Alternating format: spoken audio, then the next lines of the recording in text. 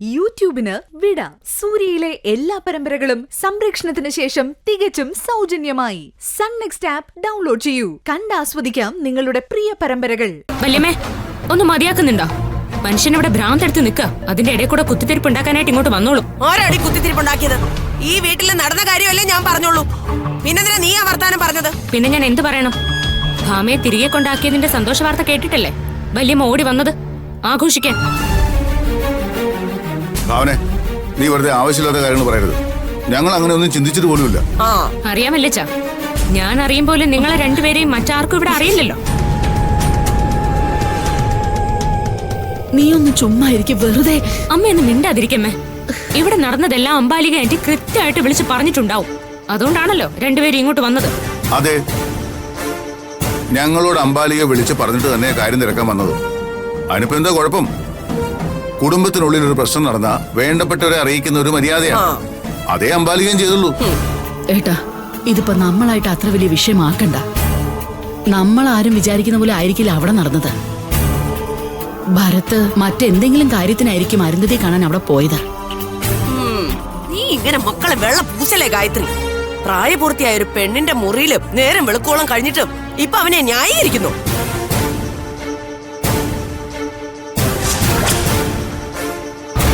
അന്ന് പ്രതീഷിന്റെയും പ്രാർത്ഥനയുടെയും കല്യാണം പോലീസ് സ്റ്റേഷനിൽ വെച്ച് ഭാവന നടത്തിയതുപോലെ ഭരത്തിന്റെ അരുന്ധതിയുടെയും കല്യാണവും പോലീസ് സ്റ്റേഷനിൽ വെച്ച് തന്നെ നടത്തേണ്ടതായിരുന്നു.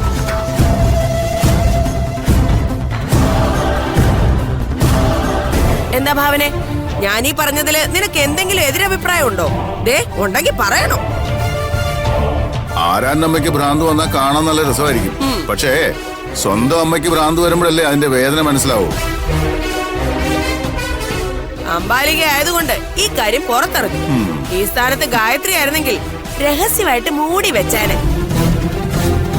അങ്ങനെ മൂടി വെച്ചതാണല്ലോ ഭാമയുടെ ഗർഭവും. ഒന്ന് നിർത്തുന്നുണ്ടോ വല്യമ്മേ? നിങ്ങളെന്താ കരുതിക്കുട്ടിയാണോ ഇങ്ങോട്ട് വന്നിരിക്കുന്നത്? അതേടി, കരുതിക്കുട്ടി തന്നെയാ വന്നിരിക്കുന്നത്. നിനക്കെന്താ ഞങ്ങളെ തല്ലണോന്ന് തോന്നുന്നുണ്ടോ? എന്നാ തല്ല്, കാണട്ടെ നിന്റെ ധൈര്യം. ഏട്ടത്തി, എന്താ ഇത്?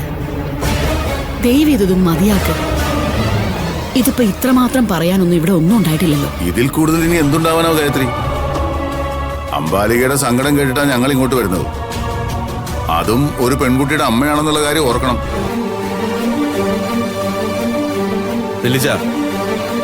ഇവിടെ ഇപ്പൊ നിങ്ങളാരും കരുതുന്നല്ലോ നല്ല കാര്യങ്ങള്. ഇവിടെ ഇപ്പൊ സത്യം എന്താണെന്ന് ഭരത്തിനും അരുന്ധതിക്ക് മാത്രമല്ലേ അറിയത്തുള്ളൂ. ഭരത് ഒരിക്കലും മനഃപൂർവ്വം അരുന്ധതിയെ കാണാൻ വേണ്ടി പോകത്തില്ല.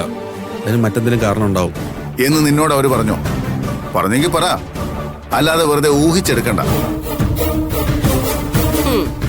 അവരുടെ മുഖം കണ്ടാ അറിയാം നമ്മളോട് തീർത്താ തീരാത്ത ദേഷ്യമുണ്ടെന്ന്. അതെ, വല്യമ്മ പറഞ്ഞ സത്യം തന്നെയാ.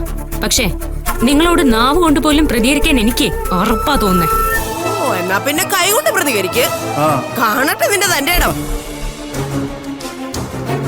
ആ, ഇതുപോലെ ഞങ്ങളുടെ വീട്ടിൽ നീ വരാറുണ്ടല്ലോ പ്രാർത്ഥനയ്ക്ക് വേണ്ടി സംസാരിക്കാൻ. അപ്പൊ ഓർക്കണായിരുന്നു എല്ലാവർക്കും ഇതുപോലൊരു അവസരം വരുമെന്ന്. പ്രാർത്ഥനയ്ക്ക് വേണ്ടി ഞാൻ സംസാരിച്ചിട്ടുണ്ടെങ്കിലേ അതിന് വ്യക്തമായിട്ടുള്ള കാരണങ്ങൾ ഉണ്ടാവും. ഇവിടെ അരുന്ധതി വല്യമ്മയുടെ വല്ല സങ്കടവും വന്ന് പറഞ്ഞോ? ഇല്ലല്ലോ. അരുന്ധതി സങ്കടം പറഞ്ഞില്ലെങ്കിൽ എന്താ, അവളുടെ അമ്മ പറഞ്ഞതുപോലെ.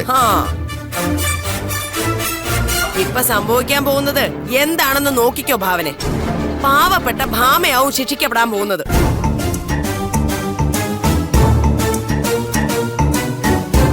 ആ അനിരുദ്ധന്റെ മോളെ അയാള് ബുദ്ധിപൂർവ്വം അവിടെ കൊണ്ട് നിർത്തിയിരിക്കുന്നത് എന്തിനാണെന്ന് ഏത് പൊട്ടനും മനസ്സിലാവും. നോക്കിക്കോ, മിക്കവാറും ഈ ഒരു വിഷയത്തിന്റെ പേരില് അബിയെ കൊണ്ട് ശ്രീപ്രിയെ കല്യാണം കഴിപ്പിക്കാനാവും അമ്പാലികയുടെ ശ്രമം. അങ്ങനെ സംഭവിക്കാതിരിക്കാൻ വേണ്ടി എന്ത് ചെയ്യണോന്ന് എനിക്കറിയാം വല്യമ്മേ. വല്യമ്മ വെറുതെ ഇടനിലക്കാരിയായി നിന്ന് കഷ്ടപ്പെടണ്ട. ഇങ്ങനെയൊക്കെ ഇവിടെ വന്ന് പറയണോന്ന് അമ്പാലികാന്റെ വല്യമ്മയെ ചുമതലപ്പെടുത്തിയതാണെന്ന് ഇവിടെ എല്ലാവർക്കും ഇപ്പൊ മനസ്സിലായി. അതുകൊണ്ട് വല്യമ്മ ചെല്ല്. ഇതെങ്ങനെ കൈകാര്യം ചെയ്യണോന്ന് എനിക്കറിയാം.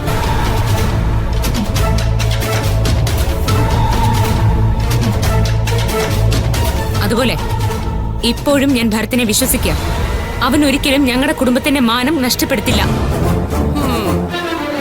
പിന്നെന്തിനാ അവൻ ഒരു അന്യ പെണ്ണിന്റെ മുറി കയറിയിരുന്നത്? ക്യാരം ബോർഡ് കളിക്കാനോ? കണ്ടില്ലേ സ്വന്തം അനിയനെ ന്യായീകരിക്കുന്നത്.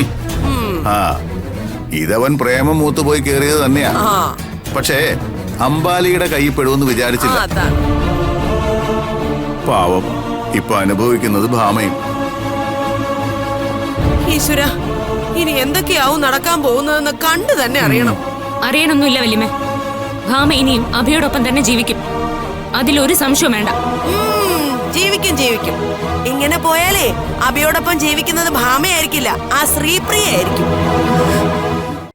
എന്തിനാ മാമി ഭാമ ഇങ്ങനെ വിഷമിപ്പിക്കുന്നത്? അഭിക്ക് ഭാമയും ഭാമയ്ക്ക് അഭിയും നല്ലതുപോലെ അറിയാം. മറ്റു കാരണങ്ങൾ കൊണ്ട് പിരിഞ്ഞു ജീവിക്കാൻ ഇവരെ കിട്ടില്ല. കാരണം പരസ്പരം മനസ്സിലാക്കിയിട്ട് തന്നെയാ ഇവരൊന്നായത്. ആ അങ്ങനെ വരട്ടെ എന്ന് മാറിക്കേ. നിന്റെ നാവിന് എന്ത് പറ്റിയെന്ന് ഇപ്പൊ ആലോചിച്ചതേ ഉള്ളൂ, അപ്പോഴേക്കും മറുപടി വന്നു. അതെ, നിങ്ങളൊക്കെ ന്യായം പറഞ്ഞുകൊണ്ട് ഇവിടെ ഇരിക്കത്തേ ഉള്ളൂ. അംബാലികയ്ക്കറിയാം എന്താ വേണ്ടതെന്ന്. ഇങ്ങോട്ട് മാറിക്കേ. ഭാമേ, നീ ഇതൊന്നും കേട്ട് വിഷമിക്കണ്ട. ഇപ്പൊ വിഷമിക്കേണ്ട അവസ്ഥയിലും അല്ല, മനസ്സിലായല്ലോ? നാവിന് ലൈസൻസ് ഇല്ലാത്തവര് എന്തും വിളിച്ചു പറയും മോളെ. ഞാൻ ഒന്നും കാര്യാക്കണ്ട. നീ ഒന്നും ആരുടെ നാവിനാണ് ലൈസൻസ് ഇല്ലാത്തത്? ആരുടെ നാവിനാന്ന്? ഒന്നും മിണ്ടായിരിക്കുന്നുണ്ടോ? നീ കൂടുതൽ അധികാരമൊന്നും പറയണ്ട. നീ നല്ലവനായിരുന്നെങ്കിലേ ആ ഭാരത് ഇങ്ങനെ തലരിഞ്ഞു പോകുമായിരുന്നോ? അതോ ഒരു പണക്കാരി പെണ്ണിനെ അനിയൻ സ്വന്തമാക്കുന്നതിന് വേണ്ടി നീ കൂടെ അറിഞ്ഞുകൊണ്ടുള്ള കളിയാണോ ഇത്? എന്താ വല്യമ്മ ഇത്? എന്തൊക്കെ മോശം വാക്കുകളാ വല്യമ്മയുടെ വായിന്ന് വീഴുന്നത്? അല്ലെങ്കിൽ പിന്നെ നീ തന്നെ അവനോട് ചോദിക്കും, എന്തിനാ അരുന്ധതിയുടെ മുറി കയറി ഇരുന്നതെന്ന്.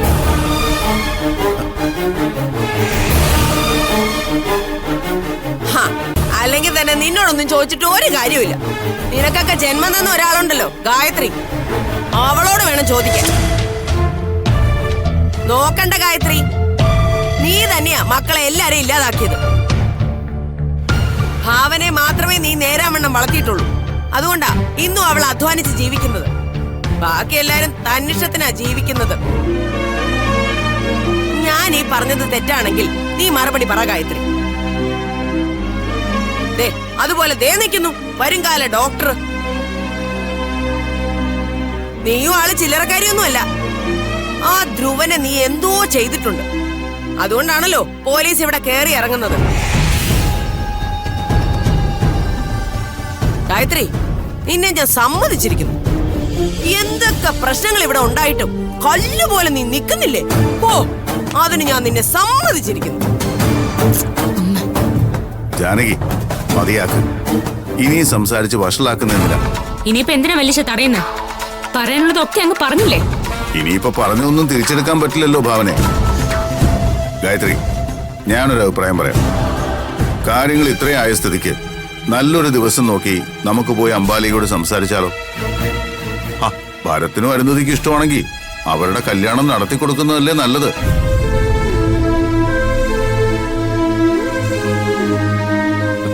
എന്താ വലിയ ചെയ്ത്? നമ്മൾ അവിടെ ഇപ്പൊ പെണ്ണി ചോദിച്ചു പോയാല് ആ അമ്പാലിയെ നമ്മളെ വെറുതെ വിടുമെന്ന് തോന്നുന്നുണ്ടോ? ഇല്ലടാ സേതു, അതറിയാമെന്നുള്ളത് കൊണ്ടല്ലേ ഞാനത് പറഞ്ഞത്. നിങ്ങളെ അംബാലിക അവിടെ നാട്ടിയിറക്കുന്ന എനിക്കൊന്ന് കൺകുളിർക്ക കാണണം. എന്നാലേ എന്റെ ഉള്ളിലെ നീറ്റല് മാറും. വലിച്ചൊന്നും പറഞ്ഞില്ല.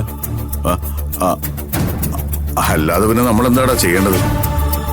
ഈ വിവരം നാട്ടുകാർ അറിയുന്നതിന് മുമ്പ് ഒരു പരിഹാരം കാണുന്നതാണ് നല്ലത്. ആ, ഞാൻ പറയാനുള്ളത് പറഞ്ഞു. ഇനി നിങ്ങളുടെ ഇഷ്ടം.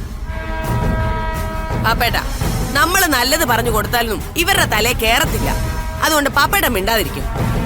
എന്താ വേണ്ടെന്ന് ഇവരൊക്കെ തന്നെ അങ്ങ് തീരുമാനിക്കട്ടെ. വലിച്ച വെറുതെ ഇപ്പൊ നമ്മൾ ആവശ്യമില്ലാത്ത പണിക്കൊന്നും പോകണ്ട. ആദ്യം ഭാരത്തിന് നല്ല ജോലി ഇട്ടട്ടെ, എന്നിട്ട് ആലോചിക്കാൻ എന്താ വേണ്ടത്.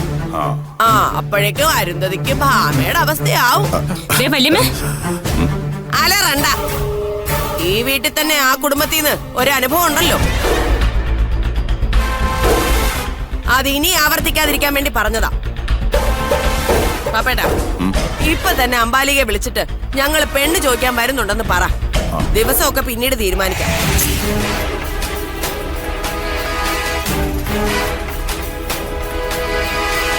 വെള്ളിച്ച, വെറുതെ ആവശ്യമില്ലാത്ത കാര്യങ്ങളിൽ ഇടപെടണ്ട.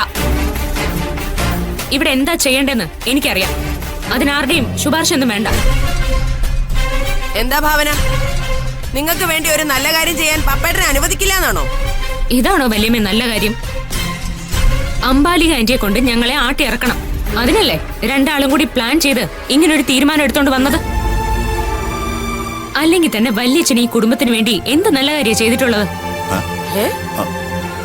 അങ്ങനെ ഒരു നല്ല കാര്യമെങ്കിലും ചെയ്തിട്ടുണ്ടെന്ന് ഞങ്ങളുടെ അച്ഛന്റെ ഫോട്ടോയുടെ മുന്നിൽ ചെന്ന് വല്യച്ഛന് സത്യം ചെയ്ത് പറയാമോ?